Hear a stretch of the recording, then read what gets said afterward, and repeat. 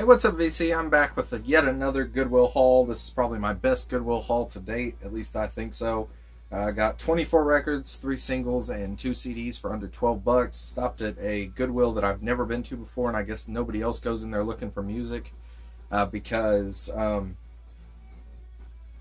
stickers on them were the color of the week that were like 75% off, so that means they've been sitting there for like 3 weeks, which is pretty cool. Most of them were 20 cents, some of them were 40 cents, and some of them were 79 cents, which is full price, which is still a really good deal. So we'll do the CDs first because they're not as cool. I mean, they are pretty cool. Chickenfoot self-titled album. I already have a copy of this, but this is the one with the heat-sensitive color or cover, which is pretty cool. When it's cool, it's this black color, and then when it heats up, it changes color, and you can actually see what's on the cover. And then I found Jefferson Airplane 2400 Fulton Street. It's just a greatest hits. Didn't have any of those their stuff on CD. Then found 3 singles. Like I said, these were 10 cents a piece. Van Halen Jump. The Beatles I Should Have Known Better and A Hard Day's Night. And the Beatles Act Naturally and Yesterday. And then I found a copy of Donnie and Marie's songs from their TV show featuring the big hit song Deep Purple.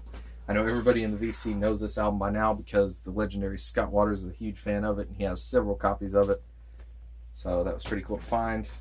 And then this next album's one I promised myself I'd never buy it unless I found it for really cheap, which I found it for 20 cents, so I couldn't pass it up. But never been a big fan of this band, or at least this era of the band, and the song, I absolutely hate it because I've heard it so many times at my high school football games. Along with Survivor's Eye of the Tiger. That's another song that I just can't stand anymore. I will skip it on the album. The rest of the album, the Eye of the Tiger album, is great, as well as this one, but I always skip the title songs because I just can't listen to them anymore. But it's AC/DC's Back in Black. Cover's pretty beat up, the inner sleeve's pretty beat up, but it is still there. But the record's actually in really good shape, plays without skipping or anything, so couldn't really pass it up. I mean, nothing too special on here.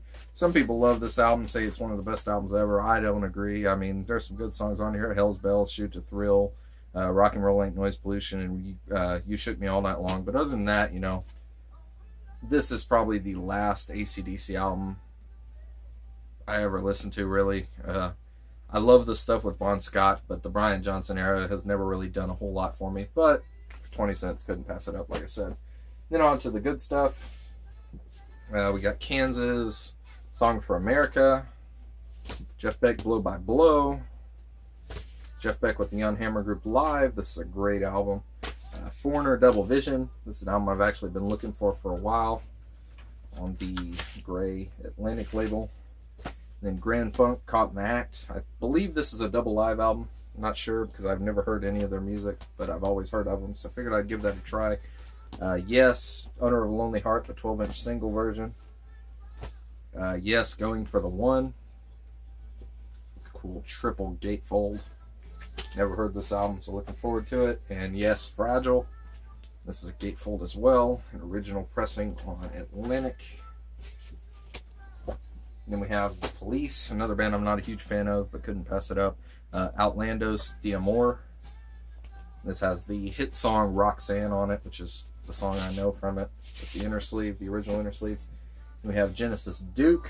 This is a gatefold with a cool custom label. This is an album I've never heard, but I've heard it's really good.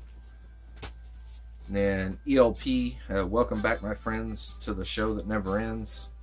This is a live album, I believe. It's a triple gatefold, triple album.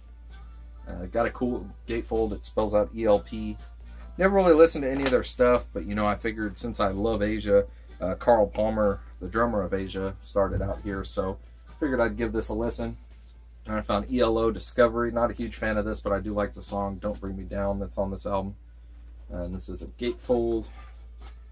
And found a couple Santana albums. 2 copies of Moonflower. This is the original. This is a reissue. The reissue is actually in worse condition than the original. But they both do have the original inner sleeves, and the records are on this cool Moon label. And then here's the reissue label. There's no real difference, and I didn't need 2 copies of it, but at the time I wasn't sure which one was the original and which one was the reissue, so I picked up both copies. And then found Santana's Inner Secrets. Never heard this album. It does have the inner sleeve. It's on the Columbia label. The inner sleeve is ripped, so I'm going to have to put a plain sleeve in there and just leave that in there so it doesn't get more ripped. But Santana Marathon, this is another album I've never heard. One of his later 70s albums with the original inner sleeve. This is on a custom label. And then some Journey that I've actually been looking for a while. You know, I've never really listened to any of the early Journey stuff, but couldn't believe I found it for so cheap. I know Ron Haggerty's actually looking for these albums, and I would love to give these to you, but I'm a huge Journey fan, so I needed them for my collection as well. So found their first album, and the reason I'd never really given this a lot of attention is because it doesn't have Steve Perry, and he's one of my favorite singers ever. I mean, Journey is the band, I'll give credit, that got me into rock music, but it was the era with Steve Perry. So I've never really listened to the early stuff, but I did listen to this album this morning, and it was really good. Like Ron told me when I talked to him about it, it's really some blues rock stuff, which is really cool. It's way different than the later Journey with Steve Perry, and I actually do kind of like it. But yeah, this is a promo copy with the gold stamp. It is on the regular label, but I looked on Discogs and there's two different promo copies, one with just the gold stamp and one with the gold stamp and a white label. Wish it was the white label, but still cool to find for cheap. And then Journey next, their third album. And this completes my original Journey collection because I do have the second album, Look Into the Future. This has the original inner sleeve and also on the regular Columbia label, even though it is a promo. And then I found Journey Evolution. This is a great album with Steve Perry. Hit songs on here, what, Too Late, Love and Touch and Squeeze In, When You're Alone It Ain't Easy, Sweet and Simple, Just the Same Way, Do You Recall? I mean, every song on here is great, and I didn't have this in my collection. So, very cool to find for cheap with the original inner sleeve. And these next couple are ones that, you know, I'm not a huge fan of these artists, but I figured I'd buy them. Changes One Bowie.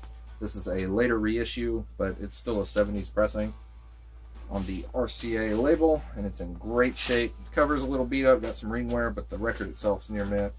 And then we have Heroes, also a reissue, but still cool to own. Same thing. Cover's got a little ring wear, but the record looks spotless. And then Queen, Sheer Heart Attack. Not a huge Queen fan, but I do like the early stuff, and this is very early on the Elektra label. And then the last one is Thin Lizzy's Jailbreak. This is a later reissue, but it's still cool to have because I didn't have it on vinyl. I do have it on CD, but not on vinyl. On the Mercury label, I think this is an 80s reissue. I haven't really looked into it, but still cool to find because I didn't have it, like I said. So yeah, thanks for watching. I'll talk to you guys again soon.